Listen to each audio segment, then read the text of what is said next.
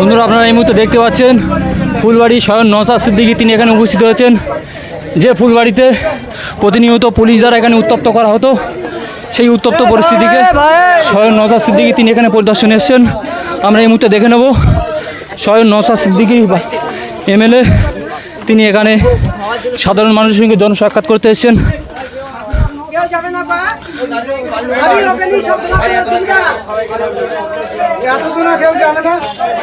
আপনারা জানেন কিছুদিন আগে কিন্তু কর্মীকে মেরে কিন্তু এখানে প্রতিনিয়ত পুলিশ দ্বারা রেড করা হয়। এখানে উত্তপ্ত সেই ফুলবাড়ি, উত্তপ্ত সেই ভাঙড় ফুলবাড়ি, সেখানে স্বয়ং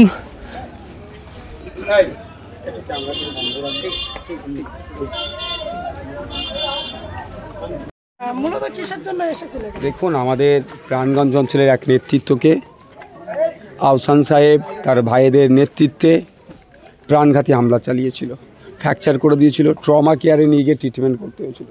সে এখন বাড়িতে আমরা নিয়ে এসেছি, বাড়িতে ট্রিটমেন্ট হচ্ছে। অসুস্থ আমাদের কর্মী, আমাদের লড়াকু নেতা, তাকে আমি দেখতে এসেছি।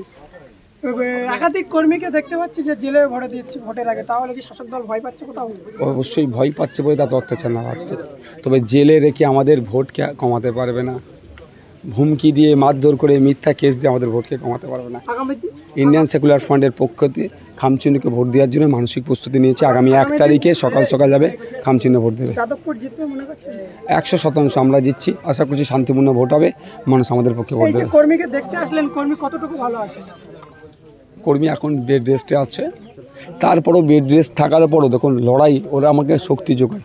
শুয়ে শুয়ে ফোন নিয়ে কোথায় কী হবে না হবে, বুথ এজেন্ট কী হবে না হবে, সব তারা আলোচনা করছে। এখানে প্রতিনিয়ত আইএসএফের কর্মীদেরকে পুলিশ হানা দিচ্ছে, তাওলা দিচ্ছে, কী বলবে? পুলিশকে তারা পার্টির ক্যাডার হিসাবে ব্যবহার করতে চাইছে, একটা অংশের পুলিশ ব্যবহার হচ্ছে, এটাকে ধিক্কার নিন্দা জানাচ্ছি। আশা করব ক্যালকাটা পুলিশের যে সুনাম আছে সেটা বজায় রাখবে ক্যালকাটা পুলিশ। ধন্যবাদ।